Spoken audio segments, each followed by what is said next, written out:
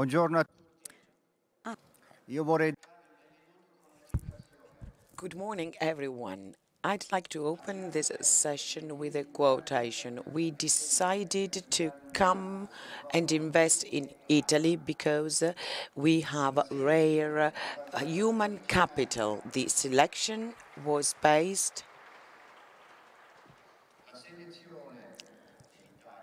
well, choosing Italy was a choice made because of the opportunity to work together with some of the best universities in the world, like the Polytechnic University of Milan and the University of Pavia. These are the words of Mr. Francesconi, who opened up a new seat of the U.S. Company in Vincennes that produces sensors for smartphones, and it is going to research the opportunity to use these sensors also for other devices. So it is true that investments in Italy have decreased dramatically. We know what are the problems in Italy: bureaucracy, a very complicated administrative process, fiscal pressure. We all know this. I don't need to tell you, because Italy, well, is not particularly attractive to foreign investors. But there are some very good reasons to invest in Italy, and that's our starting point. And I'm really happy to have today with us Minister Delrio, Minister for Transport and Infrastructures, James Hogan, who is the CEO of Etihad Airways and Vice President of Alitalia,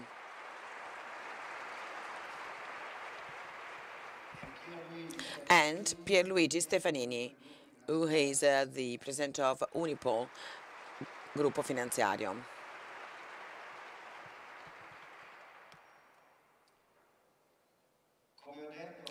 As I said, since 2008, investments in Italy fell by 5% on the GDP.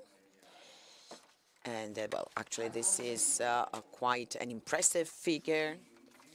But lately, there has been some change in trend, and investments are slowly recovering.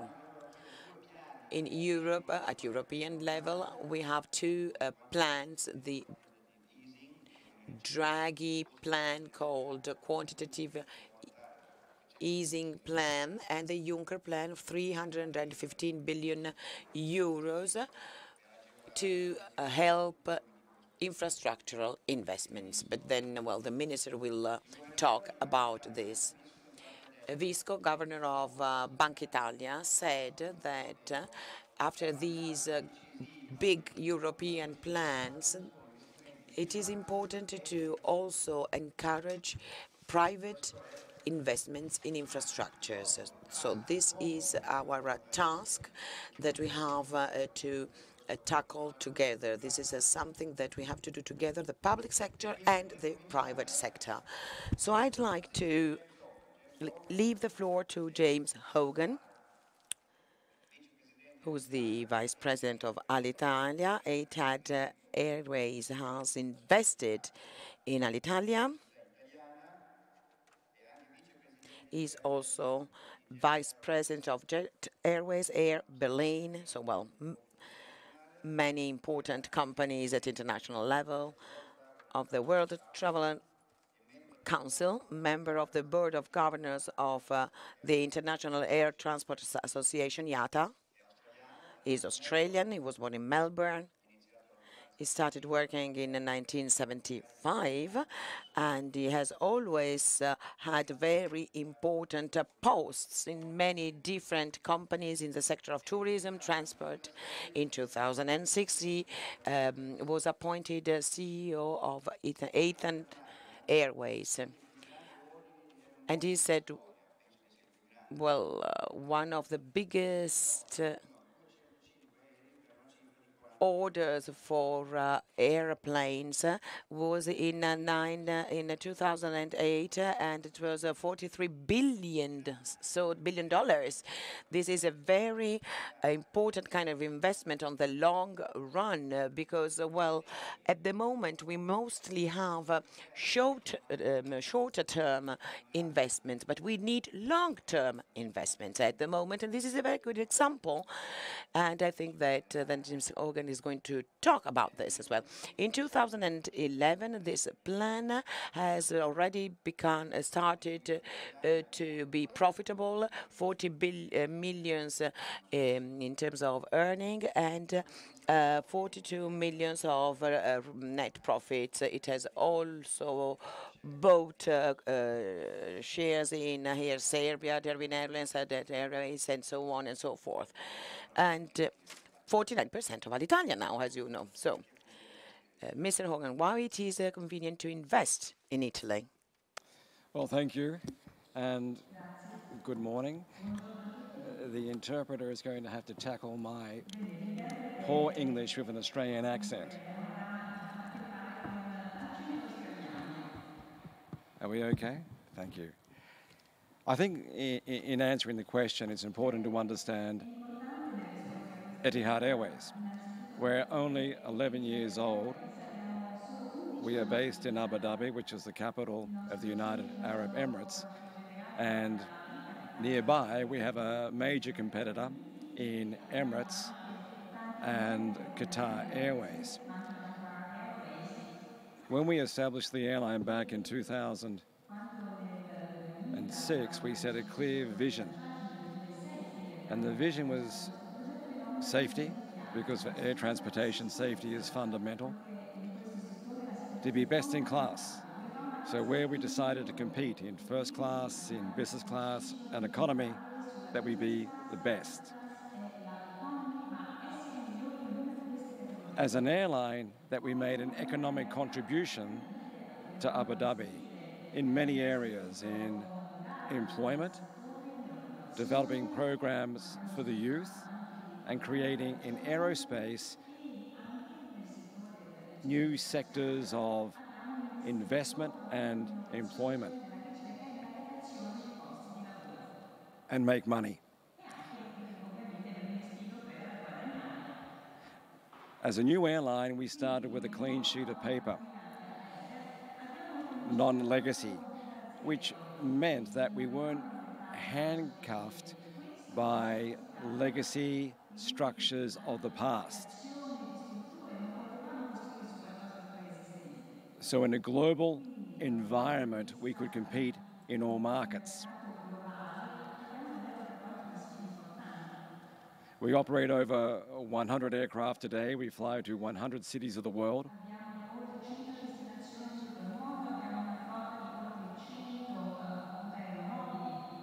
And as Mr. Scholz said, we have a very clear roadmap for the future. That's why we invested in over 200 aircraft.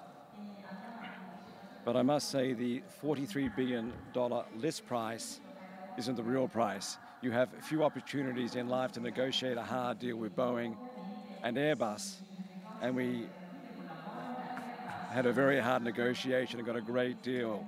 But more importantly, those aircraft give us the roadmap, not only for Etihad, but our other airline partners in regard to the ability to provide fleet, whether it be to Air Berlin, whether it be to Alitalia or our other partners.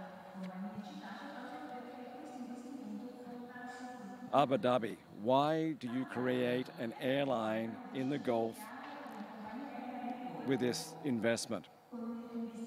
And quite frankly, it's about geography and technology. Within 3 hours flying time, we connect to the Gulf states, the Middle East, the Indian subcontinent. We link to Southeast Asia, Australasia, and it's all from Italy, one-stop flying. Now that's a population as close as China in a market that is bilaterally constrained, has issues on infrastructure, and what you've seen since the mid-1980s, the European carriers retreat. So it's quite frankly the Southeast Asians and the Gulf carriers that service that part of the world. As we look over the horizon, our challenge in our business is scale. How do we create a network, destinations, scale in regard to cost to become more efficient, to drive down our unit cost? So that was the start of our strategy in other airlines. We couldn't just match what our nearest competitors had achieved in 30 years. We felt it was smarter to invest in other airlines. So as Mr. Scholz mentioned, we invested in Virgin Australia, which gave us linkage over Melbourne, Sydney, Brisbane and Perth, where we fly to 45 cities in Australia and New Zealand. We were bilaterally constrained in Germany. We could only fly to a number of cities. With Air Berlin, that gave us access to Berlin, to Dusseldorf, to Stuttgart, but to the largest outbound market of Europe. Our investment in India with Jet Airways, where 40 million Indians travel internationally each year, has given us the ability in the last 14 months to become now the largest international operator ex-India. And that's all coming over the Abu Dhabi hub. That feeds Europe, it feeds the Americas. Air Berlin feeds Southeast Asia, Australasia. So when Alitalia was presented to us, strategically in our thinking, we saw an opportunity. But I must admit, when I first had Alitalia proposed, I said no. And I said no because from a long way away, I'd seen a business that had been challenged over many years. And one of the criteria of the government, we're a government-owned airline, is where you invest, you must win. So we don't invest, we're not a bank, we don't invest for the sake of investing and not seeing a return. We have to see a return. So when the government first asked us to look at Alitalia, we were very reluctant, and in fact, we said no. The government then came back and said, do your due diligence, have a look at the business, and tell us what you need to be successful. So on that basis, we entered negotiations. The first thing is Italy. Italy as a country, you have a wonderful country. From an airline operator point of view, you have a strong domestic market, a strong pan-European market, and an inbound and an outbound market. So people come to Italy from Southeast Asia, Australasia, India, they come from the USA, and Italians travel. So from an airline operator, you have to look at the traffic flows. So the traffic flows made sense, but what we'd seen is that the airline had been politicized. So there'd been too much political interference, there'd been a turnover of management, and we saw that as an impediment to move forward. So when I met with the Prime Minister, when I met with the former Transport Minister, Lupi, when I met with the Minister Delrio, they were very clear. You tell us what you need to be successful.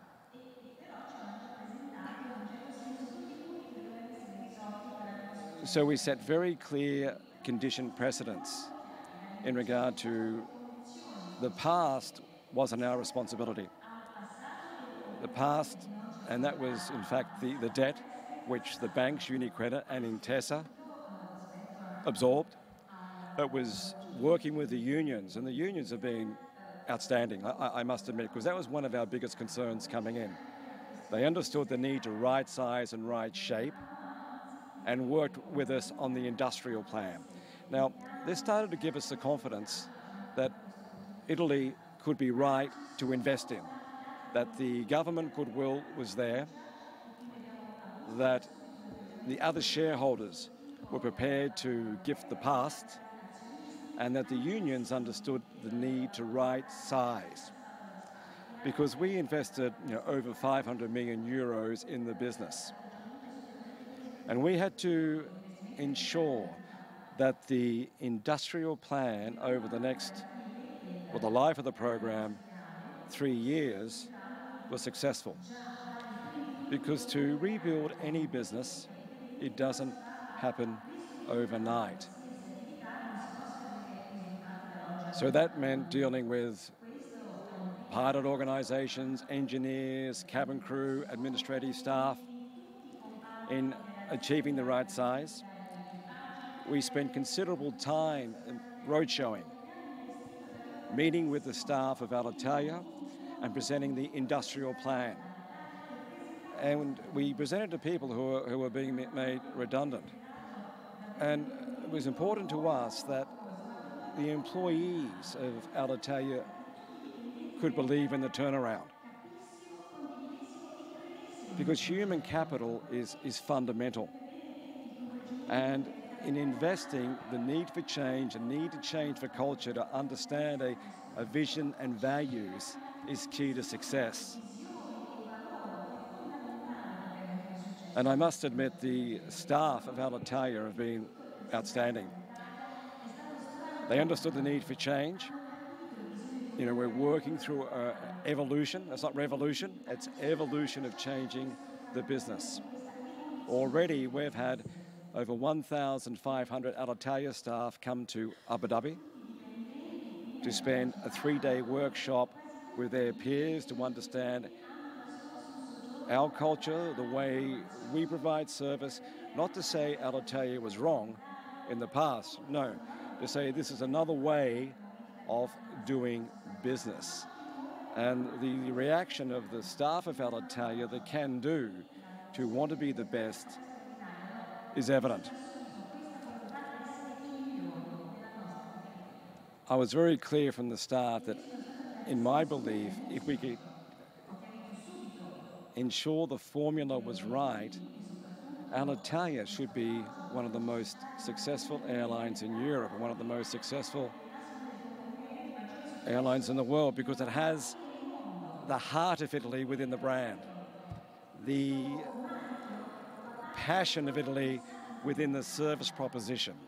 And to me, every time you step on board an Alitalia flight, you should be stepping into Italy. Now, when I look at some of the other airlines that we invest in, the brand of Alitalia is one of the strongest in the world. So as investors, the government from this day one have been supportive.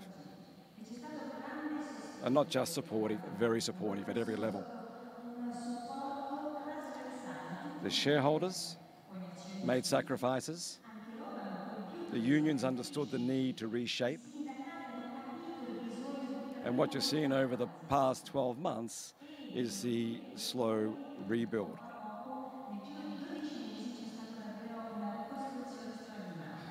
We're a strategic investor for the long road. We haven't invested for 5 minutes, and what you'll see is that we'll start to bring our networks together. We fly between Abu Dhabi to Rome, to Milan. Alitalia flies to Abu Dhabi from Rome, Milan, Venice. We're now connecting Air Berlin out of Germany into Linate, into Rome. We're looking at how we connect India to Italy over our hub in Abu Dhabi, where we fly to secondary cities of China, how we connect China. We start to look for network and for scale. But what I'm also very proud of, that already we've brought 20 young graduates from Italy to Abu Dhabi. They've joined our graduate program. We've also brought 20 young engineers into our apprenticeship program in Abu Dhabi. And we're about to bring the first group of 20 cadet pilots into Abu Dhabi. So when you look at the partnership, it's two-way, it's not one-way. So we certainly have, 5 key objectives. As a strategic investor, we want to work alongside and give guidance, but there's a strong Italian management team that can move the airline back to profitability in 2017. We've stabilized the business by providing fresh capital. We've seen the stakeholders work with us to meet the challenges of restructuring. Instead of only growing organically, we'll use our partners to also grow the network in and out of Italy. And we see a management team that are committed to change. So from where I started with doubt when I was first approached about investing in Italy, and no country is easy in the world, even where I'm based, but 12 months down the track, it's been a good investment. We've been able to navigate with the key stakeholders and challenges, and I believe the environment is the right environment to invest in Italy. So it's been a good start. Thank you very much.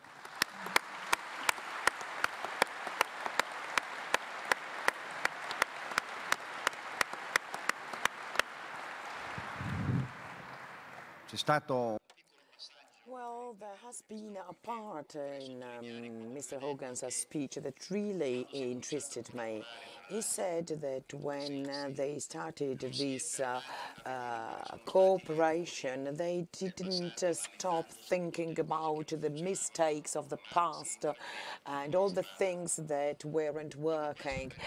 They just, well, started from zero, from scratch. And well, I'm saying this because unfortunately new changes are not possible in many cases because we are still complaining about the problems and the mistakes of the past. And this is a problem. This is something that is stopping us. And well, here at the meeting, the motto, the lack of the heart, is seen as an incentive. We should do the same.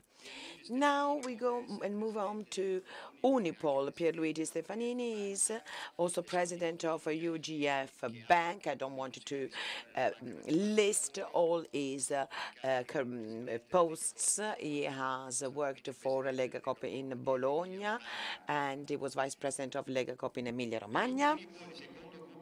Unipol is the second insurance group in Italy and is one, and it ranks among the first 10 insurances in Europe. 16 million customers, and it is the 8th European insurance company, but it is the only one that works only in Italy. So if we compare with other companies and with the Etihad Airlines, we have an insurance company that is completely Italian, because, well, we do not have only problems with foreign investments, but also with Italian investments, for all the reasons that we have already mentioned. Unipol has decided during the crisis in 2011 and 12 to acquire also Fonsai, and this saved thousands of jobs. So what are then, for a company, a service company as important as Unipol, what are the risks and the advantage of investing in this country with all its problems and complications also in legal and administrative terms? Thank you for the invitation to speak here. Thank you, Bernhard, for this nice introduction. I don't want to talk about the real problems and the faults of our country from the investment point of view, because I don't think this is the reason why we are here. Besides, everybody knows what the problems are in Italy. I'd rather stress some aspects that are extremely important for us in our activity, in our work. These are the elements on which we focus our efforts in building new perspectives for our country. As Bernhard was saying, at the end of 2011, when the spread was 570, the political crisis was really delicate, sensitive, we decided to invest. And we doubled our investments. And in a few months, we made this big leap. And this led us to a very good result. Why did we do that? Because we thought that, we think that it is important in this critical phase, in this difficult moment from the social point of view, well, and enterprises are trying to defend themselves. Business is very defensive, and well, we believe this is wrong because this is the worst possible way to react to the crisis. Obviously, there is a need to have a vision. There is the need to have a real will to offer confidence and trustworthiness, because a country needs to be trustworthy if it wants to attract foreign investors. Anyway, we made this choice because we wanted, obviously, to grow on the market and become leaders, and well, this we have achieved. But we also wanted to contribute to the situation of the country. We wanted to have to create positive situations in terms, for instance, of jobs. So this is our social responsibility. We wanted to really contribute to the well-being of our country. We did this by protecting the Fonsai Foundation, which was bigger than us, actually, and so we knew that we were taking an enormous risk. But we also tried to encourage investments and reinforce the most, the strongest elements that are and that were and that are present in that group in terms of know-how, professional competence and skills, technical skills, experience on the market. So we really wanted to underline the positive aspects of Fonsai.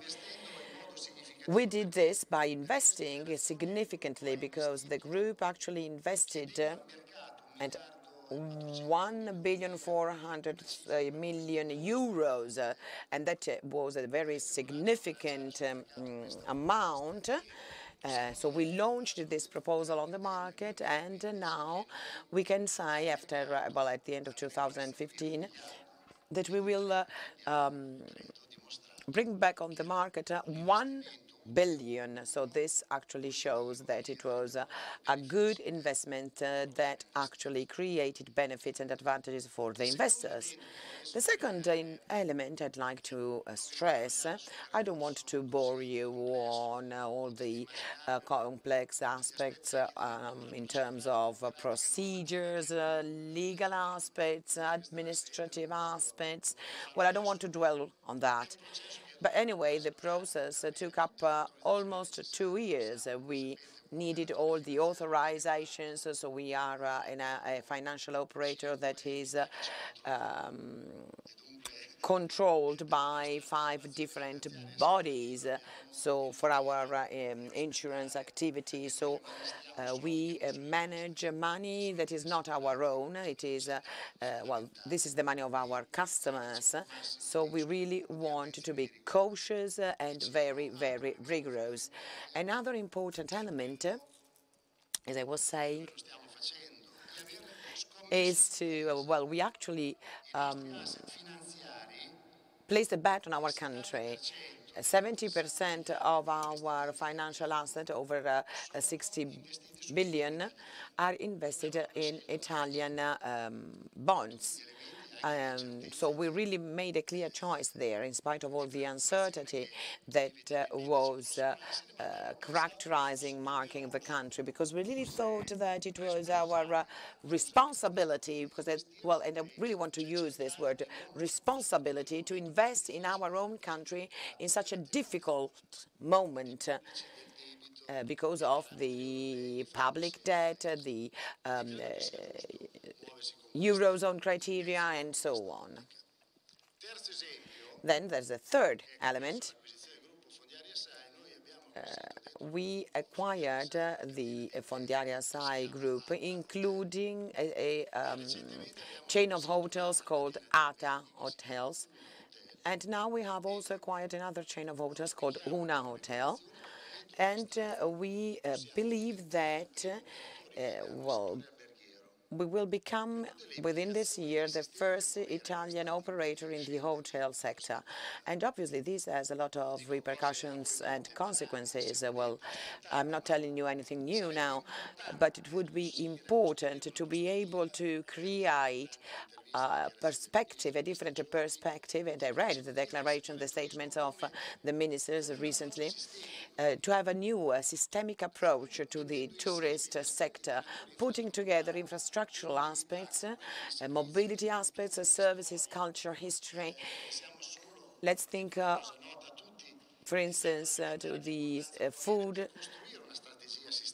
and agricultural sector, and it's important on the strategy applied to the tourist sector. So if we improve hotel services, this is a very important asset for our country. And now I conclude with the two other aspects very briefly. We try, and this is what we are trying to do, even though it's not easy, because in a country where populism and demagogy are very, very strong, even in parliament, and I'm saying this quite frankly and quite openly, we underestimate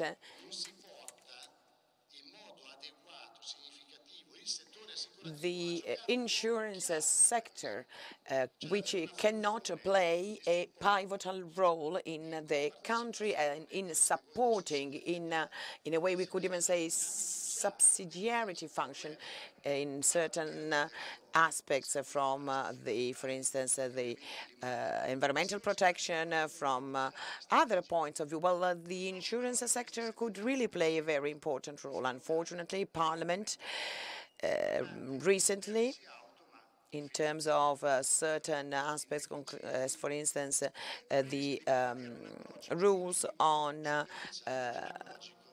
insurance on automobiles, has really taken some decisions that are detrimental both to the insurance sector and to the citizens, because all the fees we pay in insurance cover the incidents caused by just a group of citizens.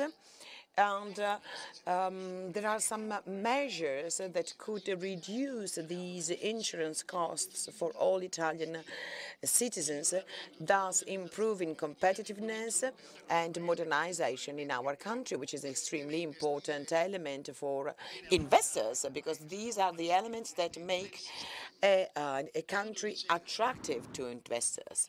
And to conclude, I don't want to dwell on the political aspects, on the policies that have been adopted. So the key aspects in terms of investment, I just wanted to mention one thing. In spite of all the European criteria, we really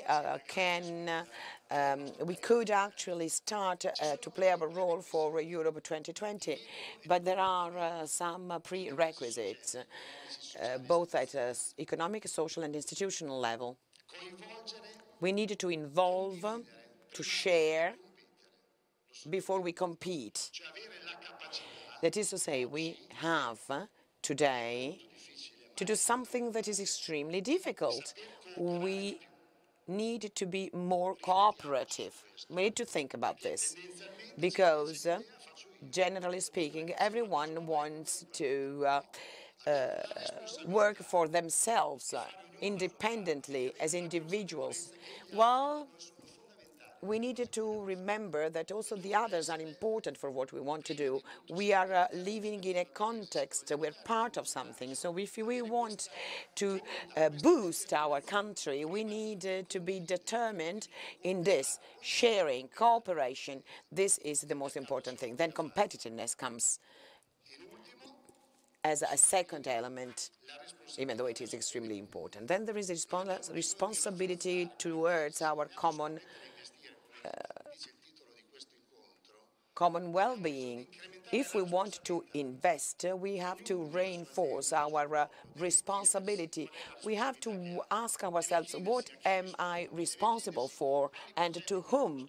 What are the projects I can actually carry out? How can I build new confidence in my sector with all the limits, with all the faults and the mistakes we can do?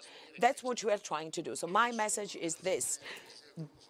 Acquiring FONSAI, we did not only carry out a financial operation, but we did something important for our country. Thank you.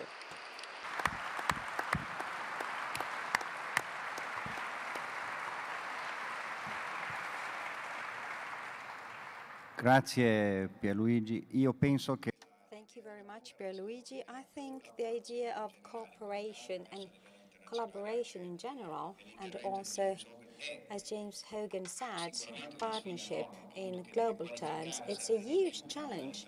This is something that should guide us more and more in the future. So, of course, you just mentioned the issue of welfare. So, in the future, we won't be able to sustain welfare if we won't be able to have public-private partnerships. And of course, we need investments by private investors with the support of public entities. This is the greatest challenge for the future. This is not today's topic, but certainly this is another major issue. So, Minister, you know far too well the red tape in this country. You have been working a lot with different positions. In the Emilia-Romagna region, you were also the president of the National Association of Italian Municipalities, ANCI, and in 2013, you became minister within the Letta government. In February 2014, you were undersecretary with the Renzi government, and from this year on, you are Minister for Transport and Infrastructure. And I think personally that it is one of the most complex and articulated ministries ever. I don't know how you do it, because it's so complex and hard. It must be a tough job. Right, so investments, infrastructure. When there's a crisis, everybody says we need to invest in infrastructure, like a mantra, like a one-size-fits-all solution, a sort of panacea. Because many people think that on the one hand, we need infrastructure, truly, madly, deeply needed, but also because of our strong tourist sector to guarantee mobility for our economic players in all senses, but also because infrastructure building is likely to support sectors like the building sector. So, that said, Minister, which are the priorities of the government in this sense, in terms of investments in this country, and also to encourage other players to invest in our country? Thank you very much for the question. Good morning, everybody, and thank you very much, Mr. Scholz, for this question. I'm very happy to be here again. I think the meeting is certainly a very interesting initiative, allowing us to take stock of things that have been done. So let's talk about our infrastructure, and let's talk about our plans. So we are strongly community-oriented. We really want to protect and promote our heritage, our assets as a country.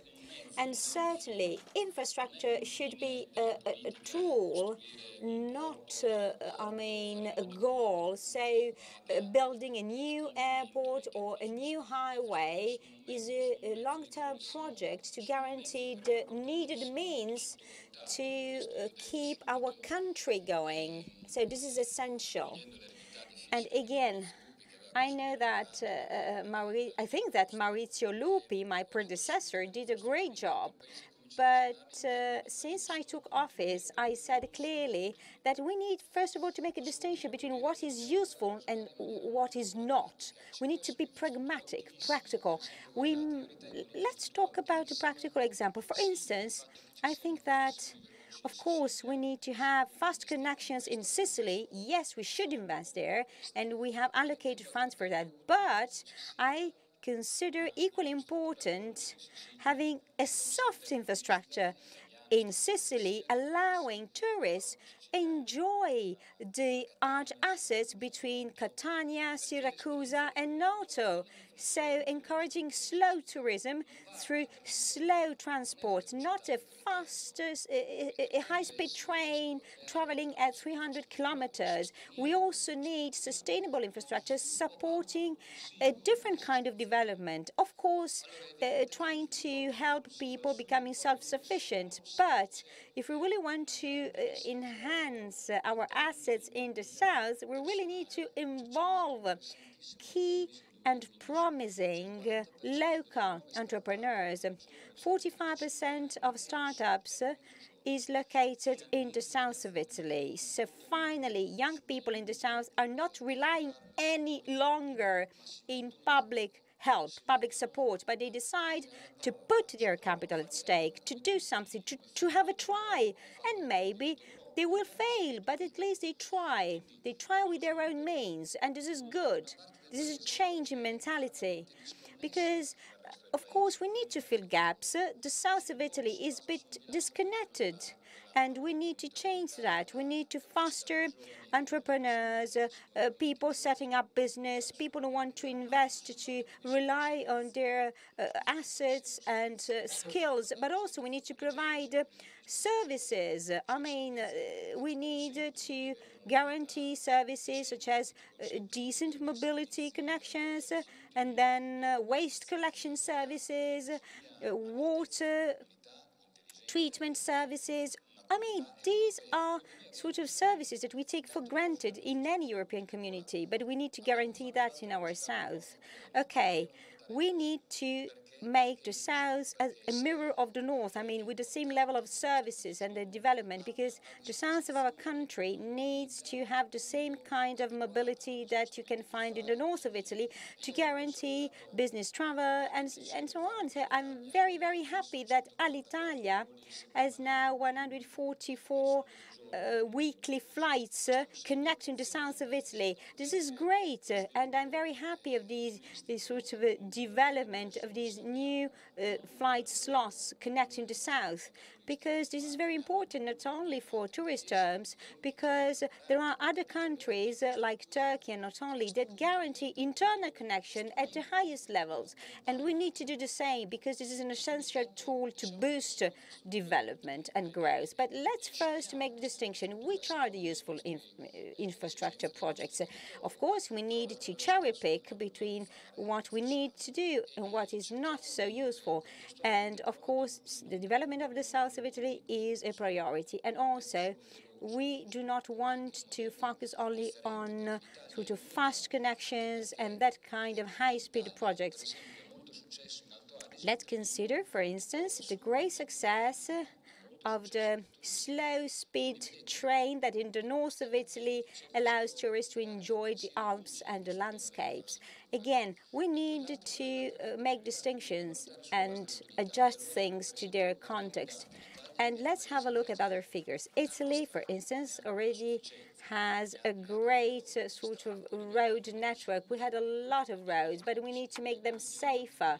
This is a key priority. Security is a priority. We need also to shift funds to invest more in the maintenance of the already existing road network. So care, maintenance, these are two words that are very dear to me, because it goes beyond infrastructure per se. But maintenance and care means attention, means respect, means the will to maintain what you already have. And then we need to invest a lot in that sector.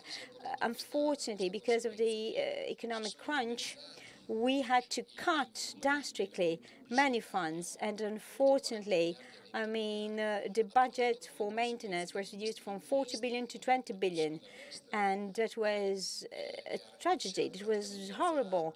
But then that had repercussions also on foreign investments.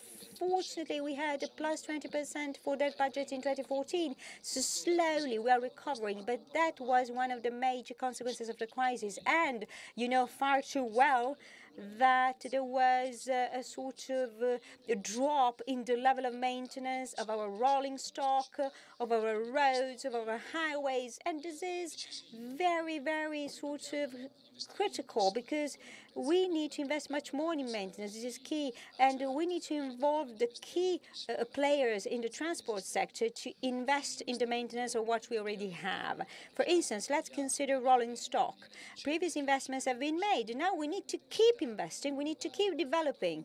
We cannot stop. We need to sort of have a replacement of our rolling stock, almost 700 trains, and also the fleets of buses and coaches need to be replaced. We have very old mains, and the investment of Etihad in Alitalia was so important also in strategic terms, because the fleet is being renewed and replaced, more comfort, more efficiency, and this is so good. So, and then maintenance, care, are keywords. And you saw what happened to the A19, the highway stretch between Palermo and Catania. But there's another issue to consider. Not everything is related to politics, and politicians are not the only ones to be blamed. For instance, if there's a lack, so I'm saying that not only the politicians in Rome are to be blamed. For instance, let's consider that there's a sort of a 20 years lasting problem with a certain stretch of a highway. Maybe there's a continuous landslide problem that is neglected. And then one day we have the tragedy, the disaster. I mean, the people that close their eyes in face of that landslide problem are equally guilty as the politicians in Rome. I mean, the people who are accountable for the monitoring and control of some landscape-related situations, like waterways management, need to be made accountable for their mistakes, for their sort of lack of attention. I mean, politicians can be held accountable, but they are not the only ones. Also, operating people on the spot, they need to be made accountable. And this is something that we need to learn doing much more than in the past. This is another key priority. We need really to learn that. We need to sort of take charge our responsibilities. We need to do it. And Mr. Stefanini said, okay, we manage the money of our sort of insured people. We need to do it with a lot of rigor, and we need to be very accurate and precise. Well, we manage the money of the taxpayers, so we should be even better than you as an insurance company, because we represent the citizens of this country. We are public administrators, so the money we get are the money of the taxpayers, of the citizens. So the people put trust in us. And this is the biggest investment ever. I mean, but we should do our best, not only in terms of trust, not only in terms, but also for our reputation. James Hogan, I mean, was convinced, I don't know how many dinners people had to pay to convince him. But jokes apart, I mean, it was not just a few shakes of hands. Oh, come to Italy, we have a nice project. Not at all. We need to show that we are reliable, that we sort of are, we merit the trust. And it's not a given. We need to show that people can trust us. We need to show that we can work seriously, professionally, and we should show this at all levels, including politics. And also we need far-sighted people. We need people with a vision. Because, of course, when we allocate resources for a big project, then it takes 10, 12 years to implement that project. Why is it so? I mean, it's incredible. I made a careful analysis of all the causes blocking such a project. So you're a fund investor, you come to me, or an insurance company come to me and says, I want to invest in Italy.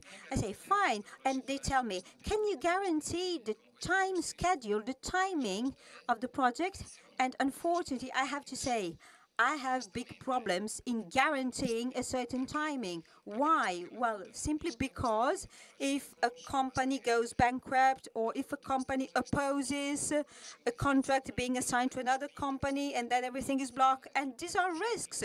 So we need, first of all, to reform our bureaucracy, our red tape, our administration.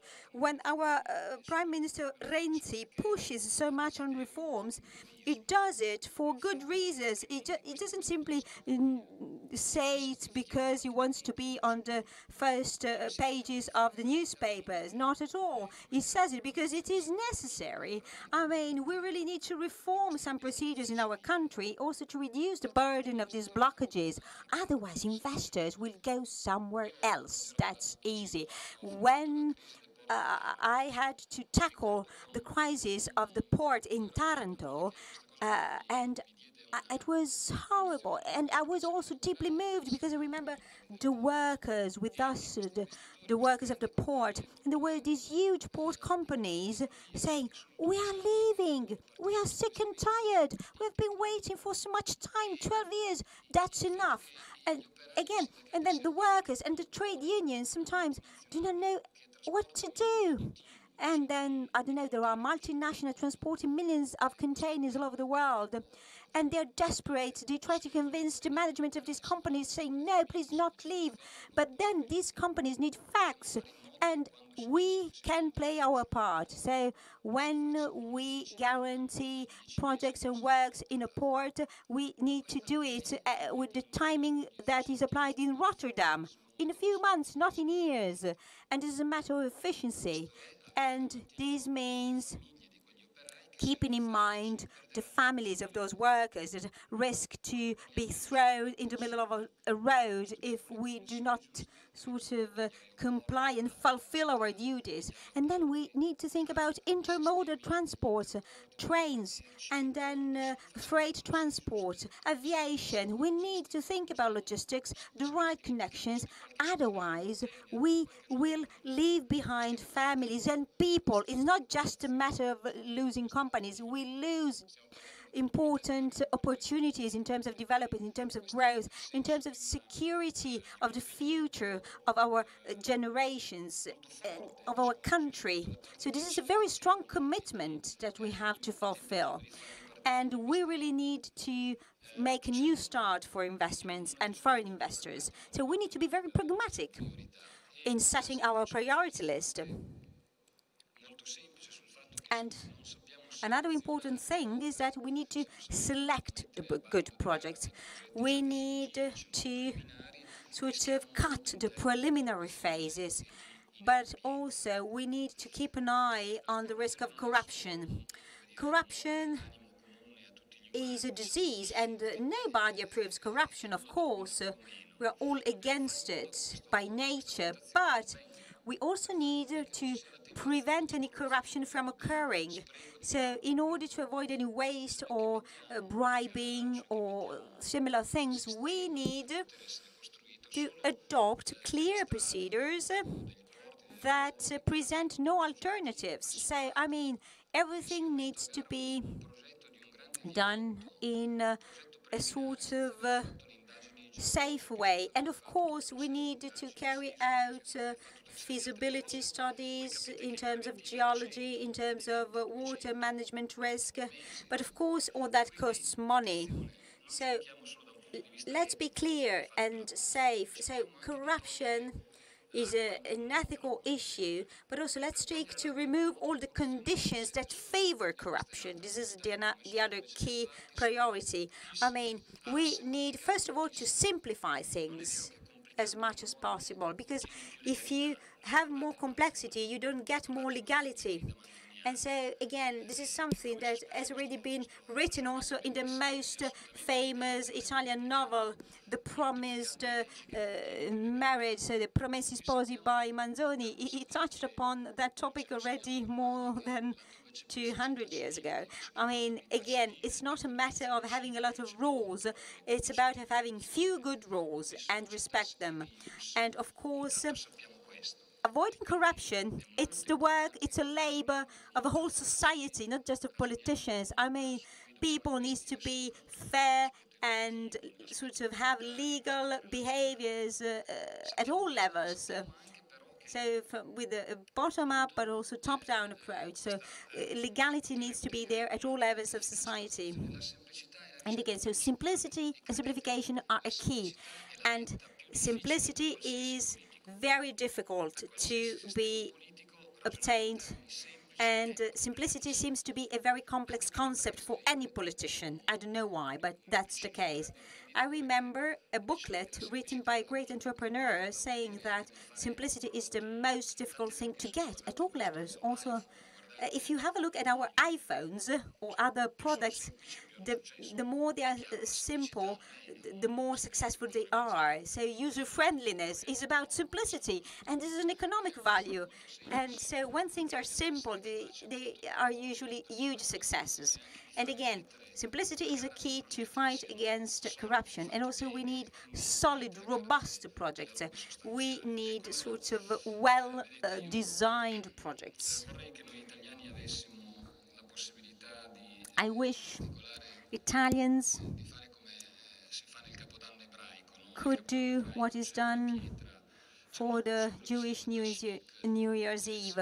There's a tashlik ceremony. You take a stone, and then when there's a New Year's Eve, you throw it in a lake or in the sea, and that stone represents all the mistakes of the past, all, the bad things done in the past. And so you turn the page and you start from scratch again. And we should do the same. So leave the past behind and think about what we need to do. Also, for instance, to support 30 million commuters that we have every day in this country. Let's think about good local transport, urban underground trains. Let's have a decent functioning rail network. Let's think about the people that have to get to work every day. 30 million commuters, it's a lot. We need to sort of rethink infrastructure in a new way with the right amount of expenditure and in an uncompromising way. Legality needs to be our mantra. And again, infrastructure is precious, and of course, much remains to be done. This is not the only thing. And of course, if we're going to be successful as a country, if our entrepreneurs and businessmen are going to be successful or not, want to depend exclusively on, for instance, infrastructure, but this is a good start. They are sort of an essential asset. People need to have the necessary conditions to fully develop their potential. Let's not underestimate local public transport, transport for commuters. And also, when it comes to transport, this is also a matter of human rights somehow, because transport is not just about technical means of transport, because inside an underground train, there is not just a set of technical means, trains, engines, gearing, and then a driver. No, underground is much, much more than that.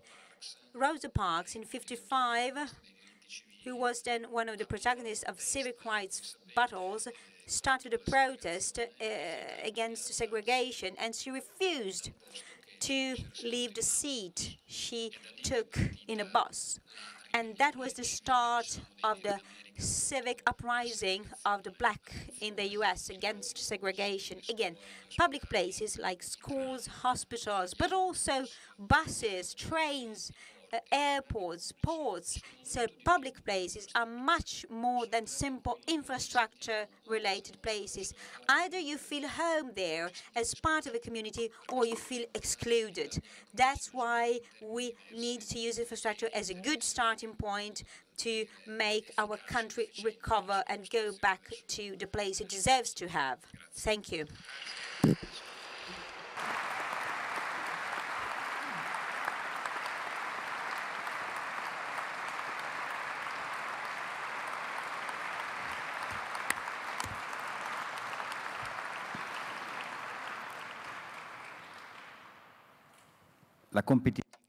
Competitiveness can be seen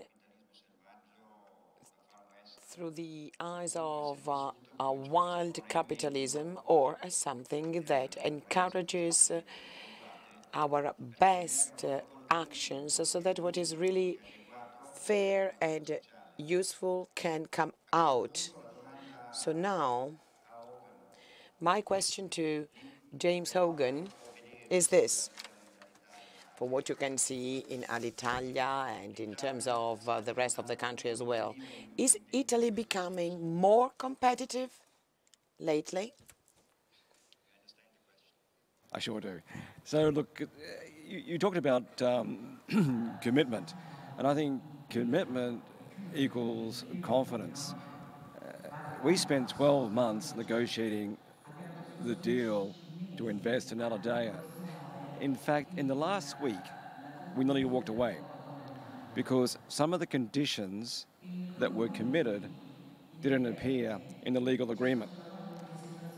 So ensuring that if somebody is going to invest, what you say you're going to do together as partners is fundamental. Because that leads to confidence. If you take the position of Abu Dhabi, for example, their investment policy, not only in this country or in India, they measure what companies such as Etihad achieve, and that gives them confidence to look at investing in other sectors because governance, good governance is fundamental. So certainly if I reflect on where we are, you know, I'm very pleased with the majority of the issues that we agreed to have been completed because the condition precedents, it wasn't about being difficult. It was about achieving the right deal to win because you have to win in business. And winning in business does equate to competitiveness. And the conditions that we needed were all about being competitive. For Alitalia to win the respect of the Italian travelling public, for example, that is fundamental to winning. It's fundamental to our success that you trust Alitalia and buy Alitalia again. But then the other stakeholders. You know, we talked about infrastructure. Infrastructure is fundamental. The minister talked about the intermodal concept of airports, road, coaches, and rail. Now, within Europe today, IATA has worldwide 169 slot-constrained airports. 100 of them are within Europe, where we do see a lack of investment.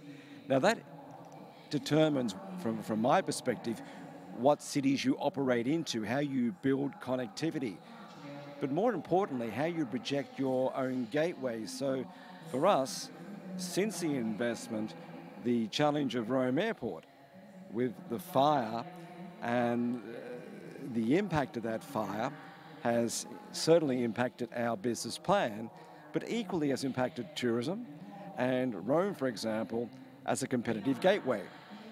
We see now customers saying they wish to bypass Rome. We need to look at Milan.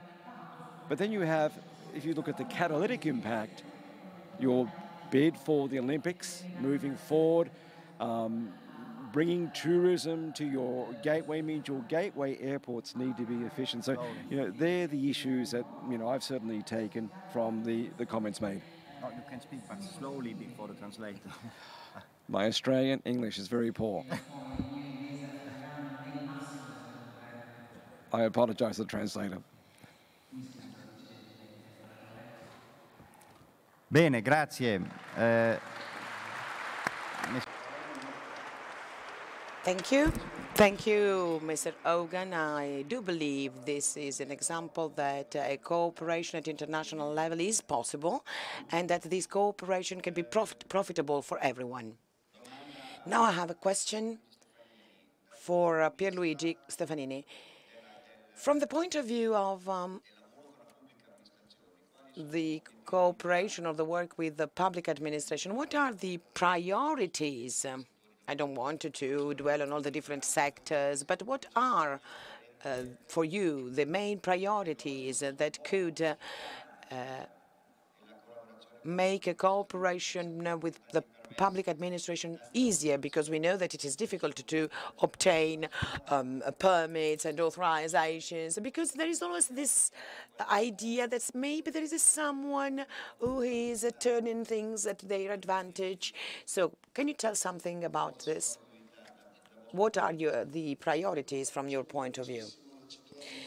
Yes, well, I go back to something I have said in my intervention, and I'm referring to the insurance sector. 3 examples. Welfare, first of all. So this is not the topic we are dealing with today, but if we wanted to help a country grow, we need a functioning welfare system. Well, this is quite obvious. This is nothing new. But if we want a country that is in line with European standards, and this is something that is not so easy to achieve, because there are all the different economic and financial parameters in Europe. We all know about them, but we are actually neglecting some other important strategic elements that could really help us improve, for instance, in the welfare sector.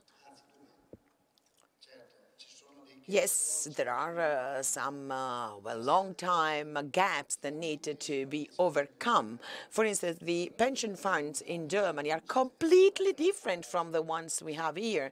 So here we have still a long, long way to go, but we could at least start walking on that road. And so here the insurance sector can really, really do something important. Then there is another example, private healthcare. All those activities that can be actually well guided by the public sector, but can be carried out in the most efficient way by private subjects, or those insurance schemes that can actually compound what is offered by the public sector. In France, for instance, there is a providential system which is perfect because it puts together these 2 elements. And then a further example, climate change is as a global phenomenon, and the repercussions on different countries like Italy that have a different hydrogeological structure. Well, here, in this case, there are some European experiences that show that cooperation between state and insurance sector can really reduce the inefficiency of the system, improve prevention, which we know is fundamental, because if we do not act in a preemptive way, we can really, have enormous cost to bear afterwards. So there are really different opportunities for cooperation. And then, as the minister was saying before, and I believe that on this we can actually do some progress. There is also an element of, so to say, richness. Bernhard, you were saying the same at the beginning of the session. There are a lot of young people who have a vision, who have the courage to start business. So in our case, we have supported some startups that have been very good spin-offs on our own sector, because it helps us changing and it helps us modernizing our structures. So, well, the minister showed you these devices before, and it is not only a question of technological innovation. It is also how in technological innovation it is used to produce social benefits. And here we have really a lot of opportunity, a lot of potential, and young people have really provided us with a lot of input. And to conclude, as you were saying, Bernhard,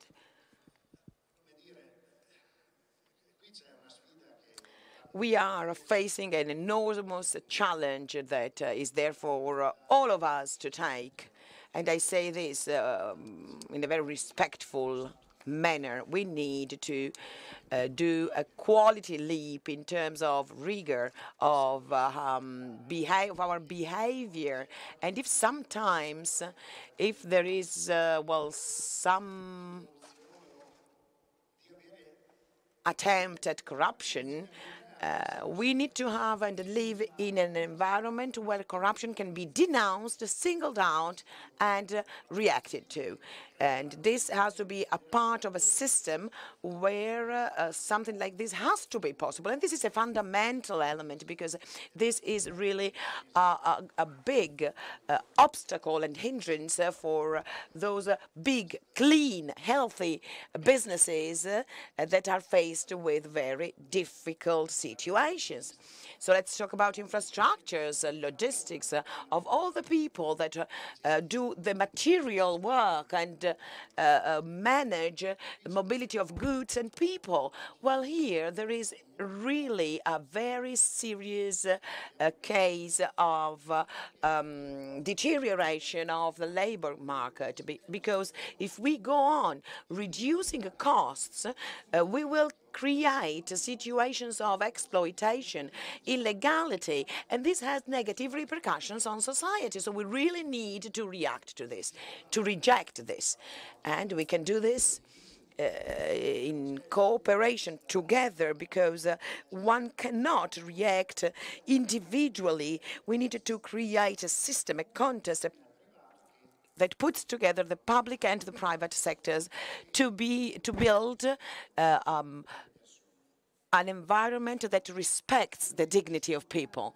So, well, I do believe that there are so many different elements that are important, that there is a big potential for our country. The minister was right when he said that we need to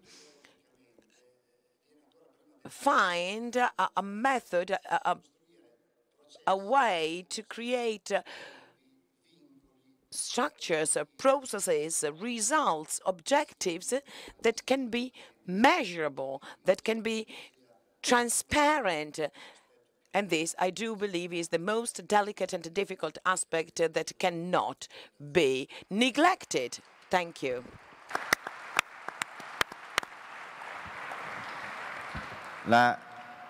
Purtroppo. Unfortunately, I can ask a last question, just another one. And I would like to draw on the words expressed by James Hogan when he said that when we started to work together, I mean, in a new way, and that the people embraced our project, they changed their mentality because they saw that there was something good to be get from this change. And again, so it's possible to sort of make this change. Can this country become more interesting? Because what the minister said, UB societies, EBUs, I mean, it's a great challenge, because without the civil society supporting any change, I mean, any sort of new project can do nothing but fail. I mean, the civil society needs to share and support a real change, a deep change. Otherwise, you can impose anything you want from the top, but then if the civil society doesn't then embrace that kind of new vision, I mean, it doesn't matter what you say or what you do, then it just sort of get lost. So when it comes to you and your reforms, you as a government representative, is there an idea going in this sense? So are you aware of the need to involve the civil society at large, also when it comes to the reform of the educational system? I mean, there's so much at stake when it comes to making reforms. I have a personal idea. You need always two levels being involved. On the one hand, the public level, sort of promoting change, promoting the accountability of citizens, but then on the other hand, I mean, citizens need to be fully convinced of that, because then the civil society plays its part, and this is an essential part. Well, when it comes to accountability of people and entities, is a huge issue. And certainly politics can play its role. Let's consider a new infrastructure. And you launch a debate. You submit the issue to the citizens. You show official dates, official data, official figures. And when you involve the civil society being involved, not just because it's in their backyard, but because it's something that is going to affect their lives. And there's a great American politologist saying that in the future, the greatest challenge of all won't be between capitalism versus communism or something similar, but the new challenge will be between the people trying to boost the common good and those promoting a culture of fear. Because some people say, oh, watch out, a new road will just sort of be built here, just be behind your house. Be careful, just oppose that. But then politicians have to get to that citizen and say, okay, this project has pros and cons. We can sort of build noise barriers. And again, because there are pros and cons, drawbacks and advantages related to anything. And so when you propose a new project, you need to make people aware and understand all the pros and cons. And of course, when the advantages sort of overweigh and more than the drawbacks, of course, people should consider the choice for the collective good, for the common good, and not just for considering their own individual interest. This is important always to keep in mind the common goal. This is key. So politicians should promote these messages much, much more and much better. And then there's a sort of gold plating in ban. What is it? It means that European regulations should not be doubled by other rules. The Germans, the Danish, for instance, can do things with just a bunch of rules, and then we have loads of them just because we have mafia. But, okay, mafia needs to be fought and eradicated at all costs, and you're fully aware of that. But again, it's about fear, promoting fear, or promoting the common good. Oh no, don't build a new infrastructure. Don't do the expo. Fear, fear, fear. No, we should not be overwhelmed by fear. Anything can be controlled and managed.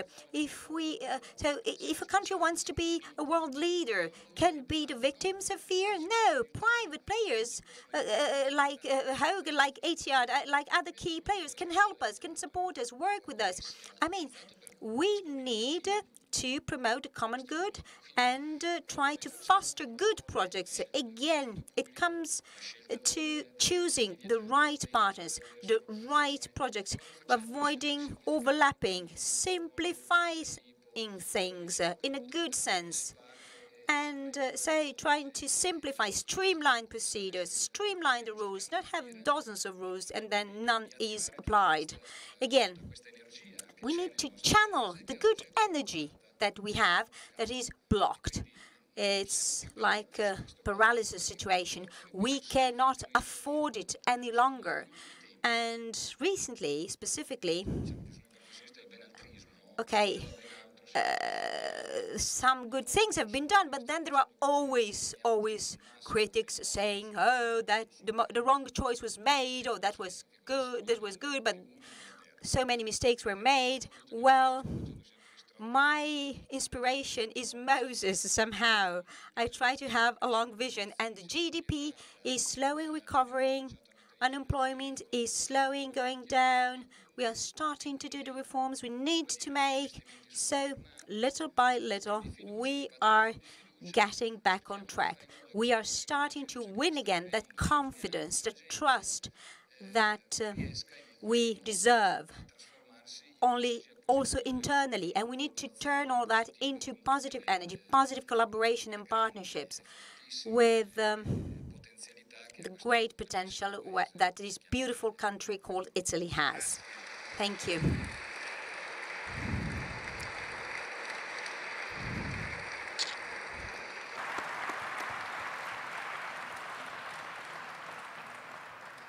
James Hogan. James Hogan talked about a wonderful country. Well, this should help us in finding the right incentives for this effort. I would like to thank James Hogan, the Minister, Pierluigi Santini, and I would like to thank them all for being here. It has been, I think, an interesting session that will help us as an entrepreneur and people to make better choices in the future.